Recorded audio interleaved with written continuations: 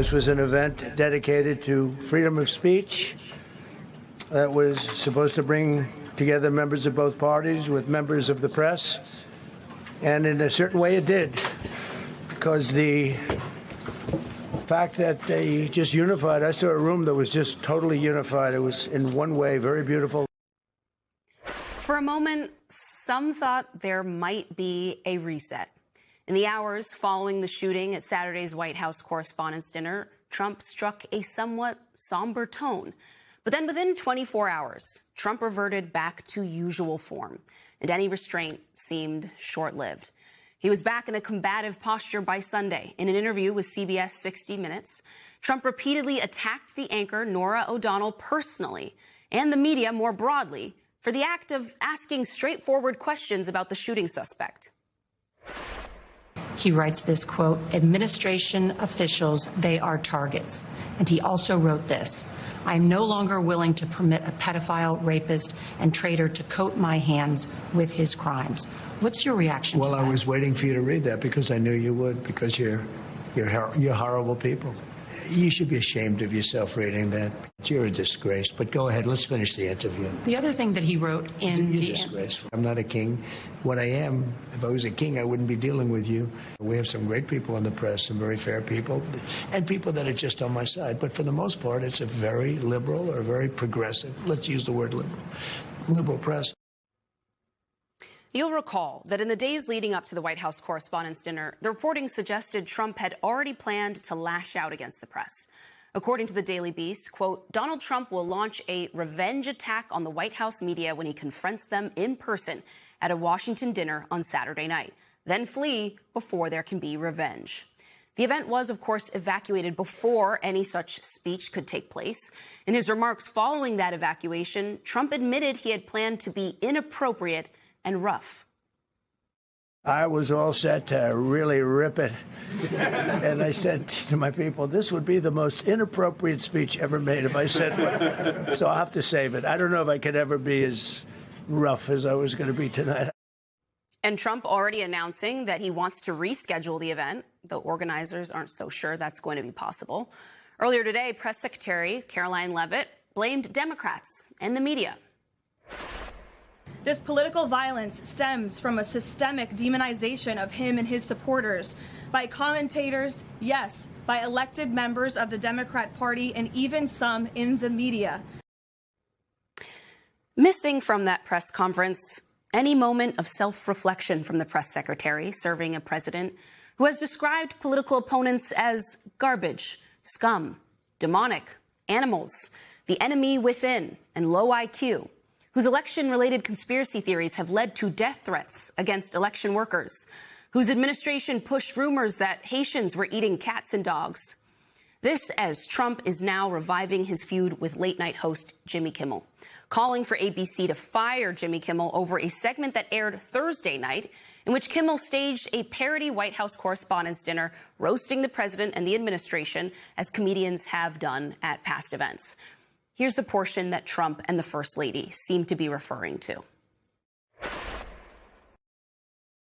Our First Lady Melania is here. Look at Melania, so beautiful. Mrs. Trump, you have a glow like an expectant widow. You know, Melania's birthday is on Sunday. That's right. She's planning to celebrate at home the same way she always does, looking out a window and whispering, "What have I done?" That joke was obviously written and performed before the events of Saturday night, but it's now landing, of course, in a very different political and social environment.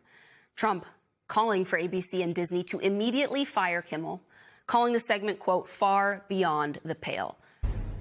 This so-called White House press secretary wants to lecture America and lecture us about civility. Get lost. Clean up your own house before you have anything to say to us about the language that we use.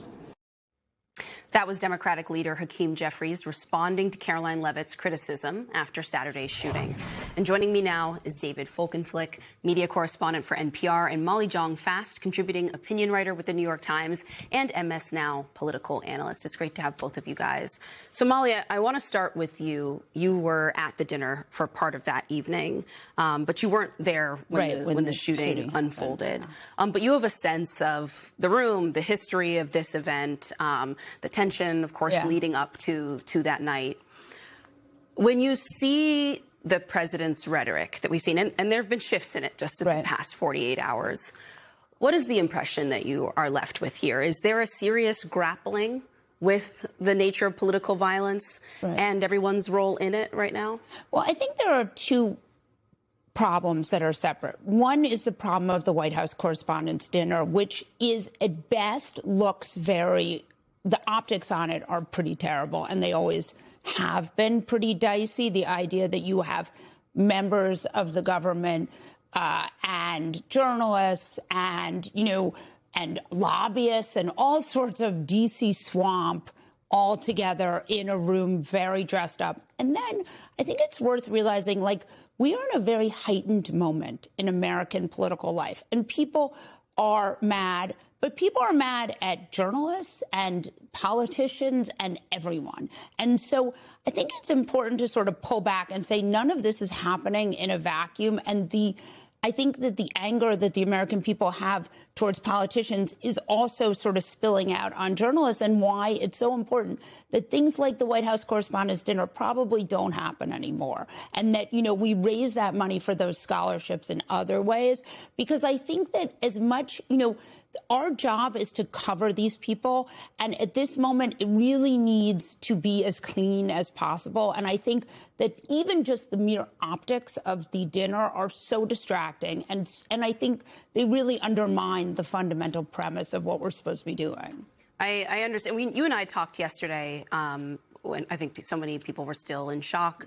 I was sitting with Eugene in our D.C. bureau, who was there and who also has poured so much of himself into planning this dinner, into mentoring young journalists, into the incredible things that this dinner is supposed to represent, that people want it to be. But there is this tension right now between what we want it to be, what it traditionally has felt like, and just the reality of the moment that we're all living in. David, for you, how have you processed the imagery, the symbolism of that night? One of the things Molly pointed out to me yesterday was just that there is the gratitude, of course, that everyone is safe, but there is also the reality, too, that we as journalists, we've covered so many shootings at which poor school children in Uvalde didn't have Secret Service people leaping over tables to rescue them. And we and our colleagues did. And I guess after you see it and you experience and you understand something like this, what obligation do we have as an industry, as a profession, moving forward? Well, there's a lot of jumbled emotions. I don't think we have to create a hierarchy of tragedies to acknowledge both the terrible anguish one feels, even unrelated to what happened to folks at Uvalde or at other school shootings or other mass shootings, as well as acknowledging the terror and the terribleness of what occurred on Saturday night. I was not present. I don't think we've seen the president fully grapple with what it is to be engaged in political rhetoric, which is in some ways inciting or affirming the idea of violence, or at least violent political rhetoric as part of everyday norm in public life. I think there is something to what Molly's talking about with the question of this very event. I haven't gone in over 2 decades. I don't blame those who do. I think it can be useful as well as fun. But I do think that there's a time where there's a lack of trust in the elites in American society, sometimes so-called elites, sometimes actually, but powerful figures in media and commerce and business and entertainment and politics, the highest level of politics all together on this night. One was desperately hoping and gratified that there would be no actual violent acts occurred, and the one officer who was shot was protected by his protective gear, as we understand. But This is a moment where I think, it would be useful for rhetoric to be ratcheted down in all parts. And yet the idea that somehow some columnist somewhere, some blogger, somebody on Substack, somebody on cable news, on any of the networks, whatever flavor or variety you like, is responsible for this seems to me to be wide of the mark. I just think that there's far too much violent political rhetoric in public life right now. And I think it's become very accepted in kind of the conversational vernacular of podcasting and blogging and posting online and, getting things viral on TikTok and everywhere else. And at the same time, you've seen that filter down from the top and top echelons of government. And I think that I don't know that I blame that for what occurred Saturday night, but I sure would feel a lot more comfortable if the people in prominent positions in all of these institutions would behave themselves in a way one would want to see emulated rather than avoided. Well, speaking of some of those implications and people in prominent positions, Molly, I want you to listen to some of Acting Attorney General Todd Blanche's remarks earlier, implying the reporters critical of the president may have a role here in all of this.